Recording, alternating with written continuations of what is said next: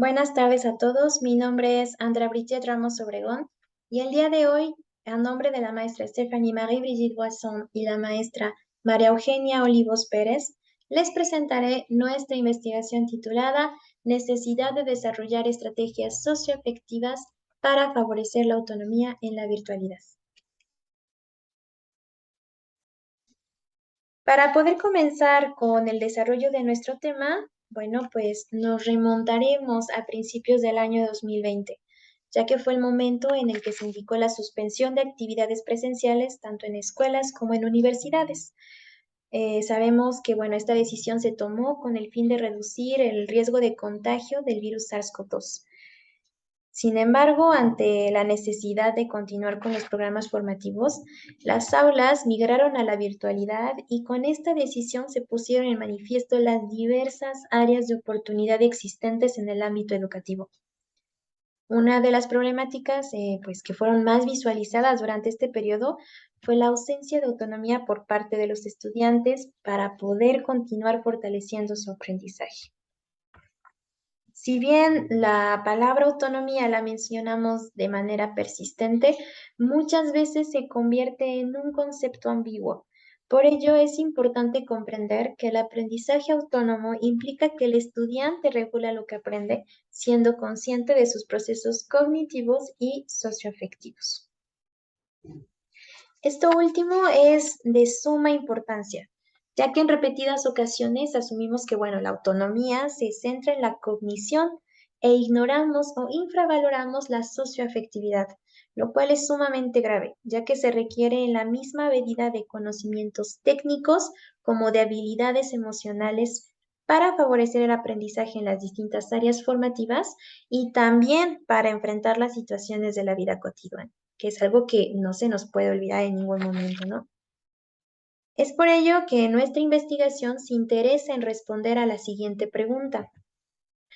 ¿La falta de autonomía en la modalidad virtual está relacionada a una deficiencia cognitiva o más bien socioemocional?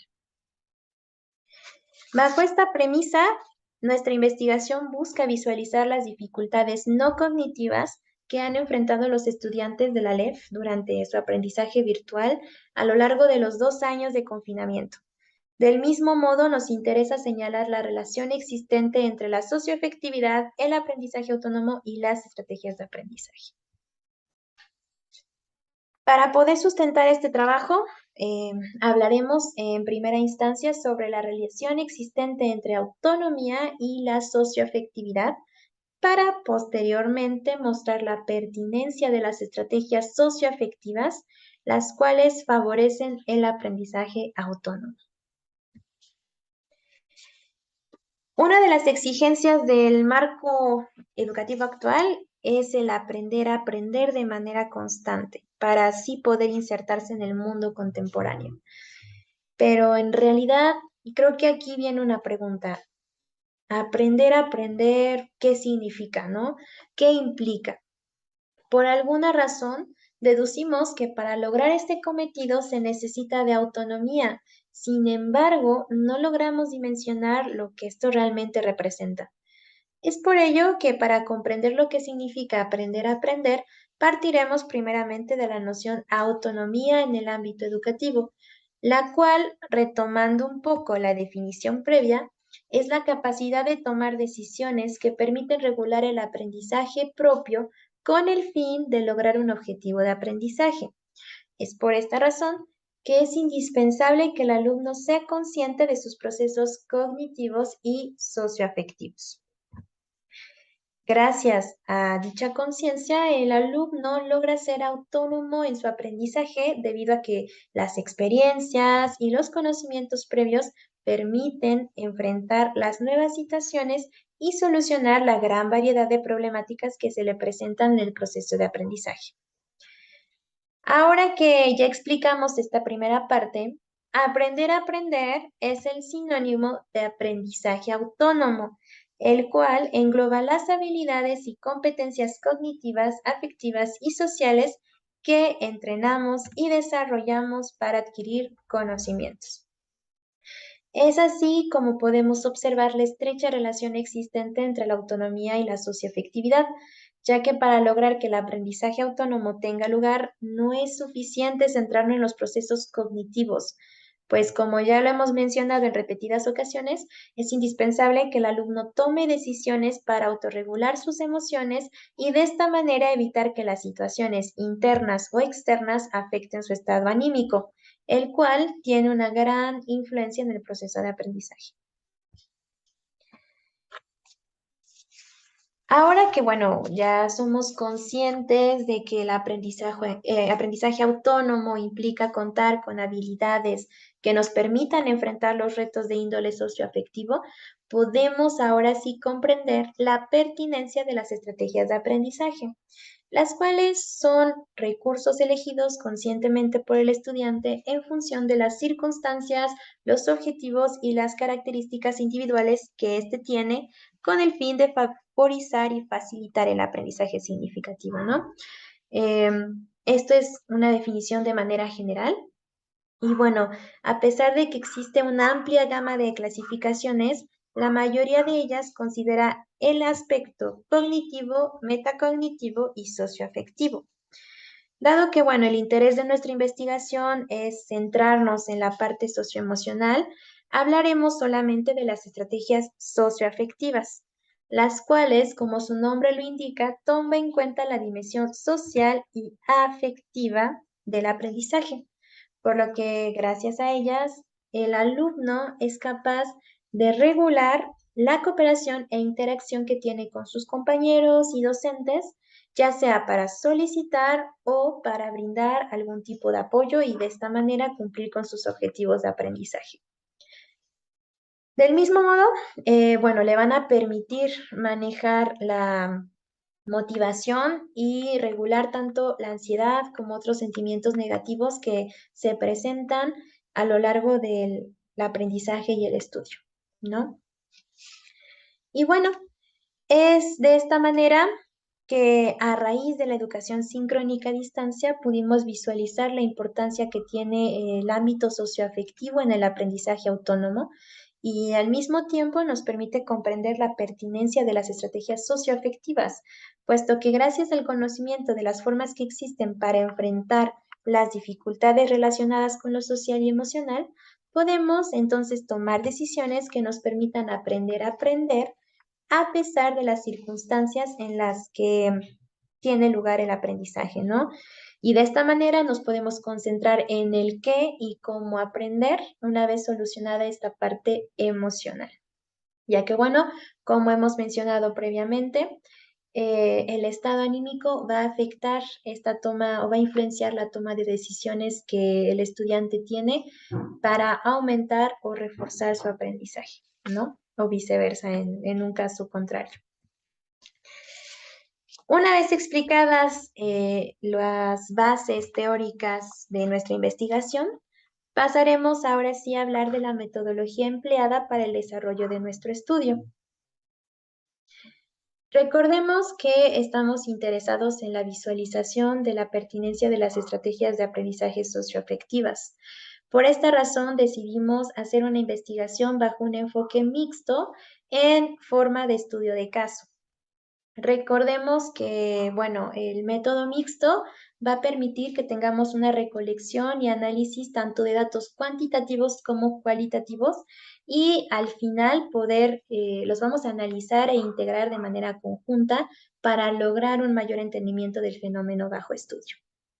Es así como nuestro instrumento fue realizado en una forma de encuesta con 17 preguntas, en las cuales había preguntas cerradas, en total 9, y 8 preguntas abiertas. Esta encuesta se dividió en 3 partes, las cuales tenían objetivos diferentes. En una primera instancia nos interesamos por aquellos aspectos no cognitivos que influyeron en el proceso de enseñanza-aprendizaje durante las clases virtuales. En la sección número 2 nos interesamos en saber la percepción de los estudiantes en cuanto al rol del docente frente al confinamiento y en las clases virtuales. Y en una tercera parte nos interesamos en saber cómo ellos evaluaban su desempeño académico tanto antes como después del confinamiento. Esta encuesta fue aplicada a 84 estudiantes de la licenciatura en la enseñanza del francés, quienes pertenecían a las matrículas, bueno, a las generaciones desde el 2017 hasta el 2021. Y bueno, esta encuesta fue aplicada en el periodo de otoño 2021, cuando aún nos encontrábamos en confinamiento. Es de esta manera que vamos ahora a analizar los resultados obtenidos. A pesar de las 17 preguntas que hicimos o tuvimos en este instrumento, solamente para esta investigación tomaremos 4 de ellas. Y bueno, empezamos con la primera. Los alumnos que toman clases virtuales necesitan competencias y estrategias de aprendizaje distintas a aquellos que toman clases presenciales. Bueno, de los 84 encuestados, únicamente 6 estudiantes contestaron que las competencias y estrategias de aprendizaje son similares en ambas modalidades. Y bueno, en general, la respuesta con mayor número fue la siguiente, ¿no? De manera general concluimos que los estudiantes dicen que las competencias y estrategias deben ser distintas debido a las habilidades que se necesitan para ambas modalidades, que son totalmente diferentes. Entre estas competencias y estrategias mencionan específicamente 4. Hablan sobre que se necesita mayor autonomía por parte del alumno. También se necesitan de estrategias socioemocionales para enfrentar los distintos ámbitos que tienen relación con las emociones y que éste no influya en su desempeño académico. Hablamos también de que se requieren mayores habilidades tecnológicas y también saber lidiar con las limitadas interacciones que se tienen tanto con compañeros como con profesores. En nuestra siguiente pregunta nos interesamos en saber cuál era su percepción sobre ellos mismos en relación a las aptitudes y actitudes para la toma de clases virtuales. Y bueno, en general, la gran mayoría de estudiantes piensa contar con las aptitudes y las actitudes requeridas para tomar clases virtuales. Entre ellas, hablaron sobre la gestión de tiempo, pueden acoplar sus tiempos para realizar las distintas actividades. También destacaron su adaptación al cambio, la motivación constante que tenían para poder seguir permaneciendo en la licenciatura. También hablaron sobre su compromiso ante las dificultades, ante el seguir aprendiendo de manera independiente, y esto les permitió a su vez tener una solución de problemas gratificante. Hablamos también sobre el conocimiento esencial que pues, los estudiantes tienen para el manejo de herramientas digitales y tecnológicas, lo cual favoreció su aprendizaje en línea. Por otro lado, destacan algunas ventajas, como la parte de la libertad que tenían para poder realizar sus actividades. También hablan del desarrollo de nuevas competencias, gracias que por la virtualidad pudieron aprender cosas nuevas, descubrir nuevas herramientas. También hablaron sobre la gran facilidad que ellos tenían gracias al acceso a la información a través de Internet. Es decir, que ante cualquier circunstancia simplemente podían consultar algún sitio y de esta manera solucionar sus dudas al respecto de algún tema. Y bueno, hablan también sobre todo las personas que se identifican como introvertidas a la gran facilidad comunicativa que la virtualidad representaba. En general, se comentaron dificultades como la falta de familiarización con plataformas y herramientas digitales educativas y también sobre la complicación que tenían para la toma de apuntes, ¿no? Estas fueron en general las dificultades mencionadas. Como vemos, tienen que ver un poco más con la parte académica y metodológica. Sin embargo, algo muy alarmante es que no expresan contar con las habilidades para hacer frente a dificultades emocionales, tales como la parte del aislamiento social. También hablan sobre la distracción, sobre el miedo que les causa hablar en público. Es un poco contradictorio con una de las ventajas, pero bueno, para la mayoría hablar significaba un gran riesgo y miedo. También hablan sobre la falta de interacción, de autonomía y disciplina, y bueno, de que tuvieron o tendieron a tener un aprendizaje mecanista, ya que se centraban más en entregar las actividades que realmente reflexionar sobre su aprendizaje. Esto nos permite ver que realmente existe una necesidad de manejar la parte emocional para poder regular todo este tipo de circunstancias que se fueron manifestando. Otra de nuestros intereses fue en conocer cuál es la perspectiva de ellos en cuanto al rol del profesor, ¿no? En general, la mayoría entiende que, bueno, el docente solamente acompaña y guía al estudiante y, bueno, en general son ellos quienes tienen un rol bastante autónomo en el aprendizaje. Sin embargo, también existen estudiantes que colocan al docente en una posición bastante alta y dominante, ya que, bueno, de acuerdo a ellos, el docente debe planear la sesión para que ellos puedan ser autónomos y, por lo tanto, si el docente no planea de manera correcta, pues prácticamente no es la culpa del estudiante, sino del docente. Por otro lado, también domina una visión conductista, es decir, que el estudiante sigue pensando que solamente él recibe el conocimiento y es responsabilidad del docente transmitirlo, ¿no? Esto nos da como conclusión que, bueno, existe aún esta visión sobre el aprendiz como un ser pasivo, reactivo y que, bueno, deja totalmente la responsabilidad en el docente para que el proceso de enseñanza-aprendizaje tenga lugar. Y es aquí donde volvemos a ver la importancia de que nuestros estudiantes desarrollen autonomía y estrategias de aprendizaje que les permitan gestionarse a ellos mismos y de esta manera que el aprendizaje significativo tenga lugar. Finalmente, buscamos hacer una comparativa entre un antes y un después de las clases virtuales. Y bueno, los resultados fueron los siguientes de manera general. Si juntamos nuestros resultados, tenemos que el 46% de nuestra muestra expresa que la modalidad virtual no tuvo ningún impacto en su desempeño o de lo contrario tuvo un impacto positivo, mientras que para el 54% se obtuvo un aprendizaje de menor calidad. Esto es muy alarmante porque entonces podemos observar que a los alumnos realmente les afectó no contar con las habilidades pertinentes para poder enfrentar las dificultades que representaba la virtualidad. Ahora bien, no es que responsabilicemos a la virtualidad, sino que realmente es una situación de carencia de habilidades, de adaptación al cambio y sobre todo a la gestión de las emociones.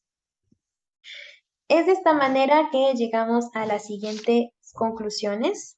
En general, los alumnos son conscientes de que la autonomía es indispensable para que el aprendizaje exista. No importa si es en modalidad presencial o virtual, sin embargo, hacen mucho hincapié en que, dadas las circunstancias en las que se da las clases a distancia, se requiere con mayor medida esta parte de la autonomía.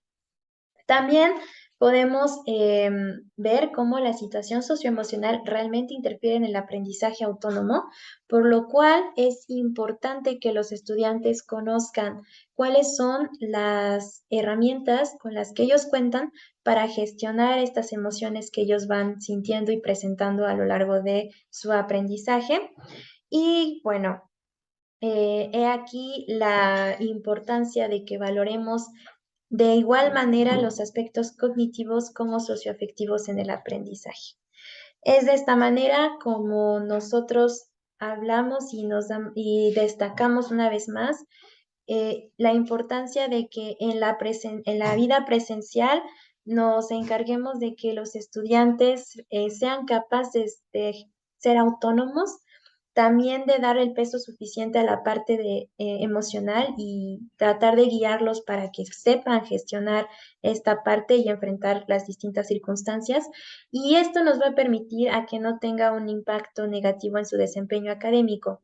Si esto se logra de manera presencial, el resultado en la virtualidad, sin duda alguna, va a ser muy satisfactorio. Es de esta manera que no nos queda más que agradecer su atención, su disposición para este tema de investigación y quedamos atentos para cualquiera de las preguntas que ustedes pudieran llegar a tener en relación al tema. Muchísimas gracias por todo y nos vemos pronto. Hasta luego. Buen día.